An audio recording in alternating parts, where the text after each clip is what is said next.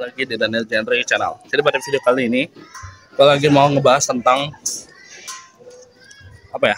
Membahas tentang otomotif lagi ya. Yuk, sok. Membahas tentang otomotif lah lebih. Dan otomotif yang gue bahas adalah tentang cara membeli mobil bekas ya. Cara membeli mobil bekas itu seperti apa sih?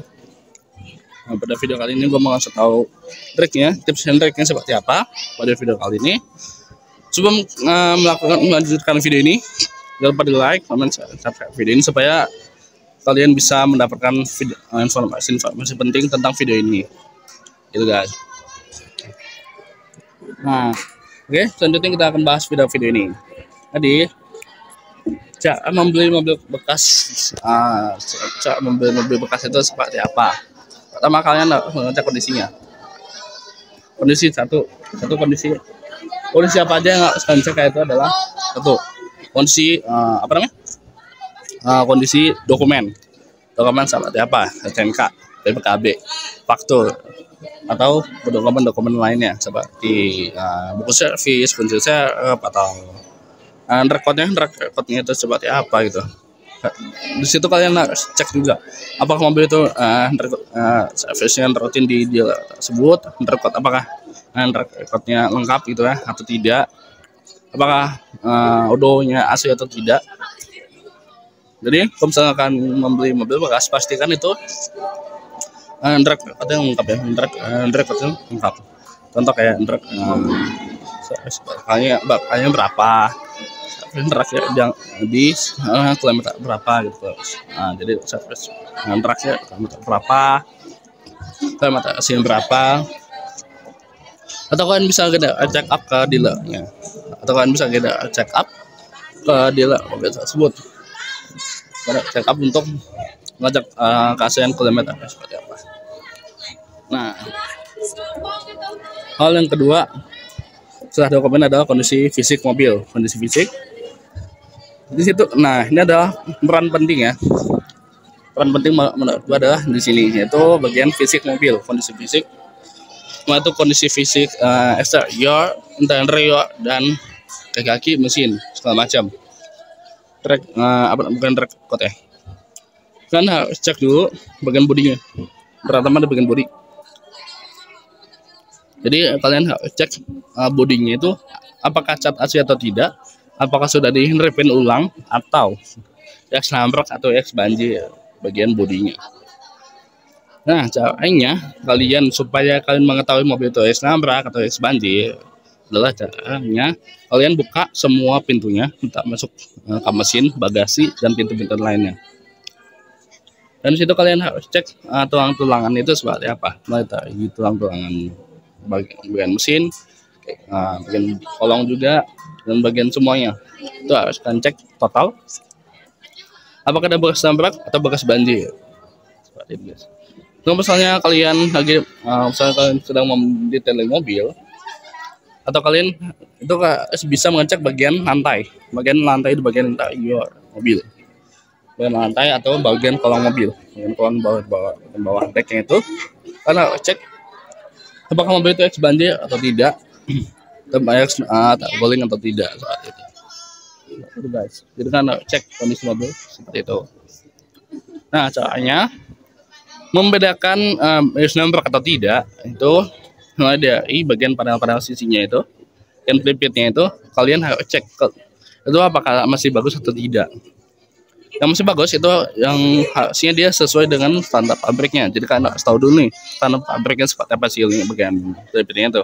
Misalnya dia sama persis dengan pabriknya, berarti itu belum nabrak. Gitu guys. Seperti itu. Nah, supaya kalian bisa mengetahui mobil itu X banjir itu mulai dari bagian mesin.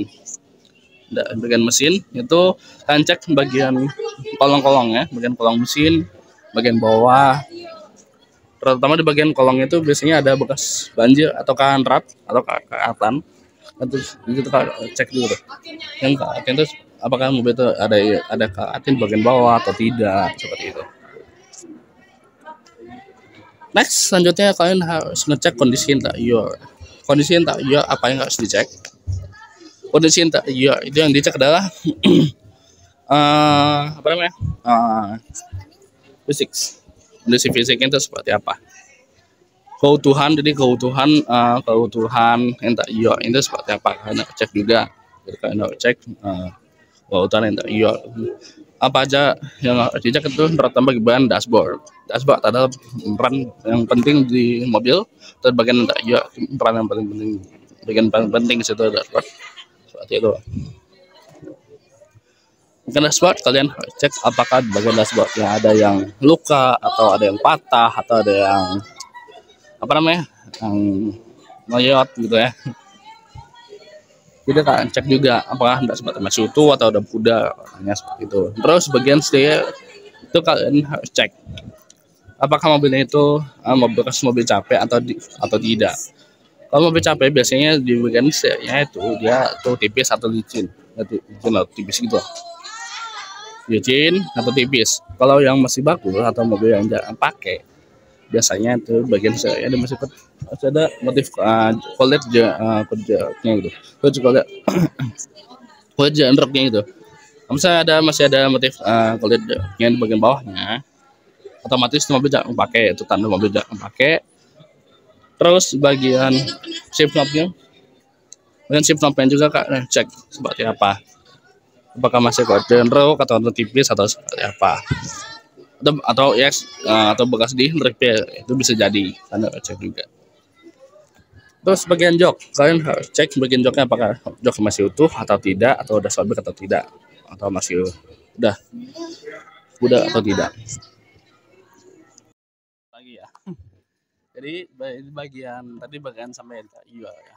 Jadi kalian harus ngecek bagian atasnya tadi ya. Jadi seperti itu. Nah, setelah di bagian iya, kalian harus cek juga bagian kaki mobil dan kondisi ban mobil. Kondisi ban mobil itu kalian harus cek apakah kondisinya masih tebal atau kondisinya sudah peyang atau seperti apa. Kalian harus cek juga kondisinya. Kalau misalnya mobil yang kilometer rendah yang masih low, masih rendah, jangan pakai. Biasanya tahun produksi bannya itu biasanya dia masih sesuai dengan mobilnya.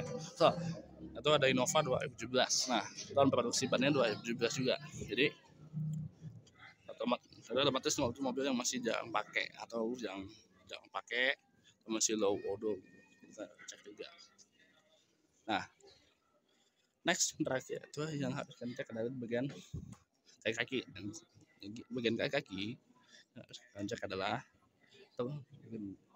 apakah kayak sebentar ada bunyi atau tidak, apakah nyaman atau tidak. Itu bagian kayak gitu seperti pelnya, comprekernya, atau yang lain-lain lah, compreker segala macam.